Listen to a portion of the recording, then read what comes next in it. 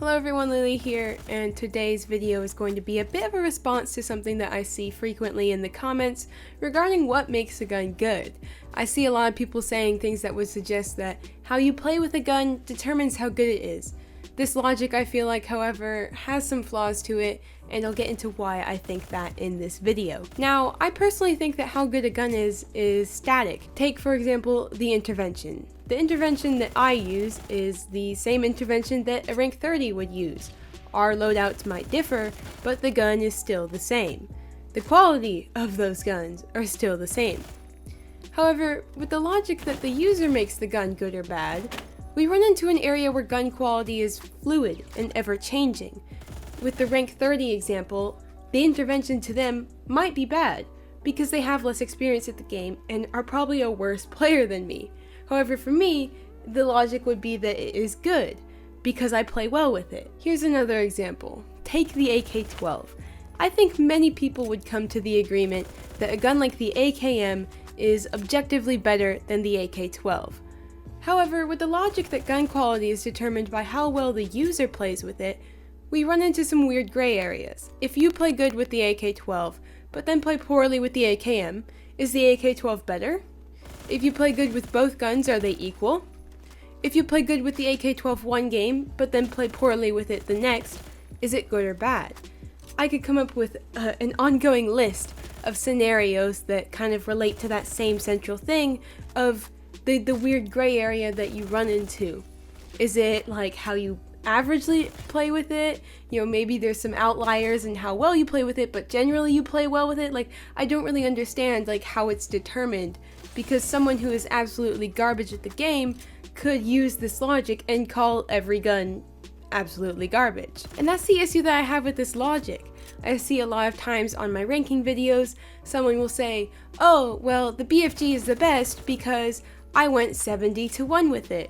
And while that's great for them, it doesn't mean anything for the BFG. Their using it does not make the gun better than all of the other sniper rifles. To me, there are also so many factors during any given round in the game that could contribute to you playing well, more than just the gun. Are you spawn killing or being spawn killed? What map is it? Are you being carried by a better player? Are you playing against garbage opponents or good opponents?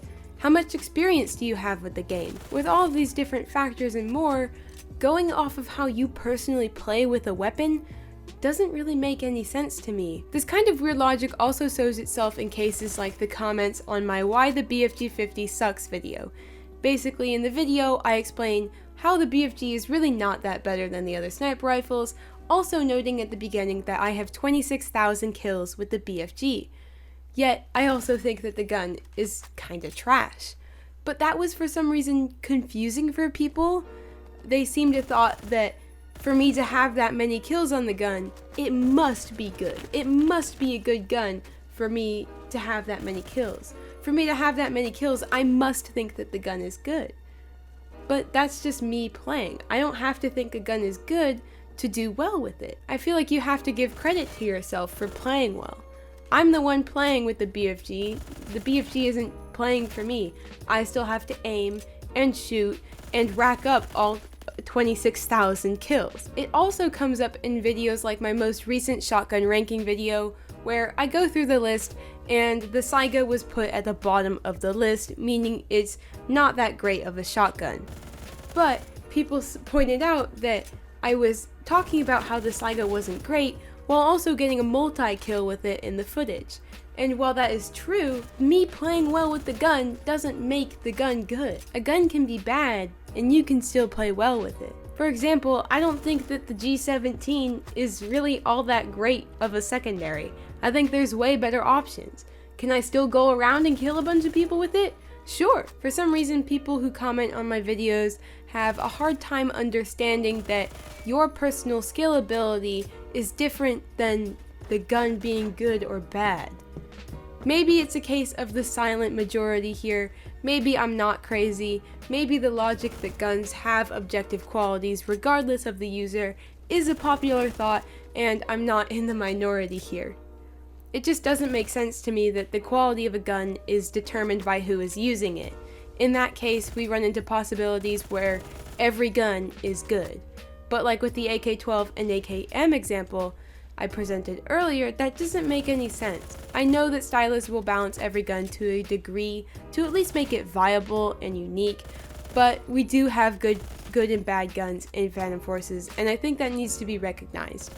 By the logic that the gun being good or bad is determined by the skill of the user, for me then, every gun is good, and for the rank 30, every gun is simultaneously bad, which again makes no sense. This is just what I think. However, a quick little video here.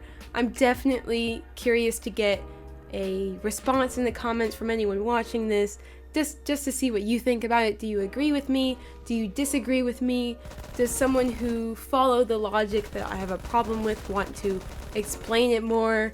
Like, what is the criteria for the person using the gun to confirm it as being good? Because like I said earlier, you could play good one round and then play bad another round, and that could be like a really consistent thing for you where you just like have ups and downs in how you play.